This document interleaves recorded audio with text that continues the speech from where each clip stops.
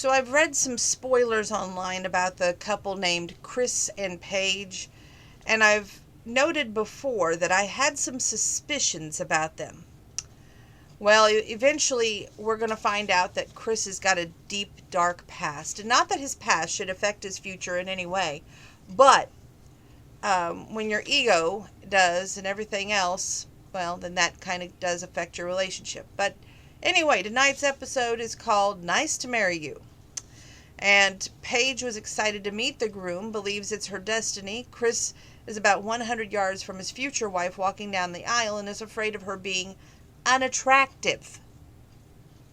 Chris sees Paige and says, "Oh crap, I'm being nice, not saying the word he did say." Paige is positive though and says, "Okay, this is it." See the two different takes going into the relationship? Noteworthy. Okay, Chris's dad says she's beautiful. Of course, they stand before one another. They meet, and the moments are shared from the preacher about the friends and families for Paige, and the same for Chris. To me, Chris is very much an egomaniac, and he lets it be known, or the friends and family lets it be known, that he wants a big family one day. And Chris is open to the idea of a honeymoon baby. Funny he should use those language. It will come back to bite him in the rear. And yet he's a dreamer. Chris does his vows. One thing I liked about his vows, he says, where have you been all my freaking life? And I thought that was very romantic, very godly vows, which was very surprising, even though he was raised in a godly background. If you see the way he behaves in this episode, it was not very godly, like man. Paige does her vows. She has dreamed and prayed for this moment with all her heart, and I'm praying this is our happily ever after. She says is a wonderful closing to her vows. The rings are exchanged. It's very awkward kiss. He even asks where to kiss her. He's like, "Do you want it on the cheek, on the forehead?" He even says on the lips, and looks a little bit, I wouldn't say disgusted, but just not, it doesn't appeal to him. She says yes. They kiss, walk out, and they start replaying the moments of the four couples saying "I do" to a complete stranger. And the next couple is Haley and Jacob. I've been waiting for this duo. Jacob is older than Haley, and he's a nerd. He loves his 80s. And we have Haley, who loves to drink and party, and definitely a world traveler. Haley seems a bit judgmental about the past men she's dated, though. I felt Jacob seems calm on the surface. I believe he's very nervous underneath. The groomsmen, we're now in the room where we see Jacob and the groomsmen talking. They're sharing their concerns for Jacob. Sophie, which is Haley's dog, gets a beautiful bow. Haley is thinking of what she wants, someone on the same page, basically. She admits to being too picky in the past with a fear of commitment. Haley is even feeling that before she walks down the aisle. At this point, I'm wondering, why did you commit to this experiment, if you will, if you're going to be so nervous about walking down the aisle? It took so long for her to stand there and talk with her stepdad about going, "Well, I don't know," and he's even like, "The door's right there. If you want to go out the door, that's okay." I'm like, don't encourage her. She's about 2 feet out the freaking door. I just don't understand why so long when you committed to that show to walk the aisle. Took way too long before that commercial break. And Jacob is hoping for a larger nosed woman, which I thought was a little strange. Haley's stepdad tells her it's like a big game, baby, touchdown, and that she looks beautiful. He helps her up the stairs, and the friends and family get to know you. Jacob is hard to read. He seems very serious.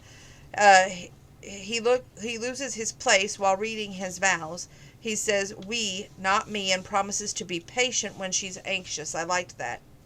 Haley makes a great joke. Said that she was always taught never to get in a car with a stranger, but her parents didn't say a word about marrying one. I thought that was cute. The kiss was very romantic, short and sweet. Jacob admits that he's attracted to her, and he hopes that she's attracted to him.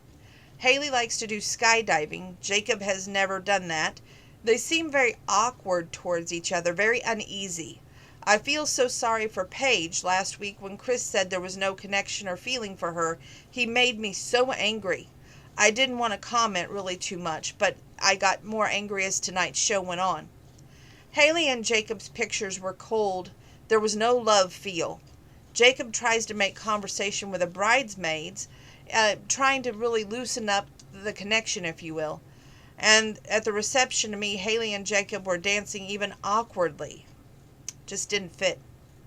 Paige and Chris's dance. Chris, I believe, underneath loves his ex-girlfriend. That's why they talked during the dance. They didn't really dance. It was more of a sway back and forth. I wish we could have seen and listened in on the other couples dancing. To me, this season, it's like they focus on bits and pieces, but more so of the last two couples. We didn't really get to see all couples tonight. It was just bits and pieces. It didn't have this episode, it took me so long to make these notes because I couldn't get into the episode. Okay. Let's see. Haley and Jacob talk awkwardly at the reception. Family and holidays, roommates, house, drinking too much and sleep. Paige and Chris talk mainly about Chris and how he's an entrepreneur, self-made man. His past engagement, the reason it broke up was a trust issue, and he was missing companionship. He says ego used to be bad. Chris, side note, I think it still is. And he makes me so angry when he asks about her experience in the bedroom. If she's affectionate, and does she have a high boom desire. Even talks about his abstinence for 3 whole days. And he goes as far to ask if she's using contraceptives. Yet, he isn't attracted to her, and he's a godly man? Yeah, right. Chris Williams Sr. gives a toast, and he is ready for grandkids. They don't really focus on every couple like they used to. With the bouquet toss, it seemed like broken up. The same with the garter toss. Cake feeding wasn't really focused on a whole lot. We do get to see a brief detail of Brianna and Vincent, and Vincent's talking to her dad, and I really feel like these two will make it. Her dad says, all I expect is you to work hard because she does. And he even tells Vincent that I'm dad now, and Vincent compliments the dad's bow tie. Brianna will not be hyphenating her name. Her checklist is now complete, she tells her bridesmaid. Dancing is wonderful for these couples.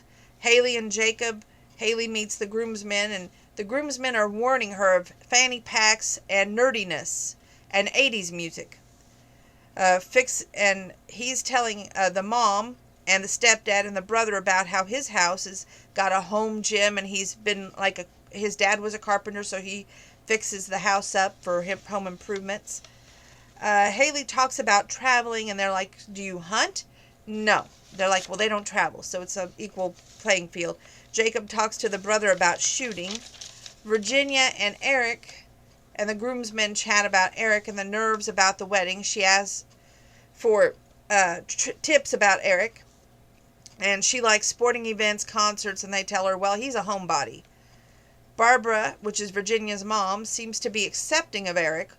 Eric talks about being married before, and Eric's very traditional. Virginia isn't, and Barb even says, we hope that you are okay with it, and it's an uneasy moment between Eric and Barbara.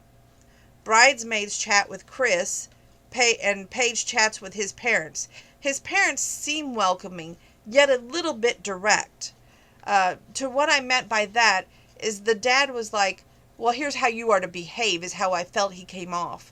While the mom was like trying to tell her, don't have arguments. So it was like 2 different vibes, and it's like 2 different feels that you come away from that experience. Bridesmaids learn about the broken engagement, which was 5 months ago, and now he's married to a stranger. He says she's different from any other woman he's dated, and she's not a trophy wife. He's talking about Paige now. That's what he's used to. He says, though she's easy to converse with, probably I need the woman I need, but not the woman he wants. Now listen to that phrase. They matched him with this man. He married this woman, and he's already degrading her. and yet he finds her beautiful in her own way. And my advice for you, Paige, dump him. Dump him, dump him. He thinks on paper it's a match and feels like he could be her best friend. Bridesmaids kid around with Vincent. Meanwhile, Vincent wants to wait about having boom boom. Bridesmaid says Clara is big on the physical. Ryan says he doesn't know how to respond and kind of laughs it off with the bridesmaids. Virginia chats with Eric and the groomsmen chat about the kiss. They both seem open to intimacy, even cuddling. The groomsmen talk with Chris and chat about Paige. Paige and the bridemaid chat about Chris and the intimacy. And one thing I liked, one of the bridesmaids says, he has a dry sense of humor with an inappropriate sense of humor. I thought that hit it right on the head, which should have been a red flag. He comes over and he's like he's going to steal her away or kidnap her away from all the bridesmaids because he felt that she had enough girl time. I'm thinking to myself, no, she needs more girl time because, honestly, they're sending up red flags of like, this is not going to work. She needs to listen to them. More dancing, and then the interesting send-offs. I always like to see how the couples exit the weddings. There was bubbles for Clara and Ryan. Haley and Jacob had balloons. Paige and Chris had ribbons on a stick, which reminded me too much of that comedian with jalapeno on a stick. Just saying. Didn't get to see Virginia and Eric's send-off style, but all couples start their wedding night, which is basically alone time. They put on their PJs. Clara has a hair disaster, and Clara and Ryan seem okay in bed because they're conversing, and Clara makes note that she doesn't really want to share if they're going to get boom boom or not. Chris and Paige chat, and as nighttime goes on, Chris says he seems more attracted to Paige. Even tries to play footsie with her in bed. Now, does that tell you something? Vincent and Brianna seem very attracted to each other.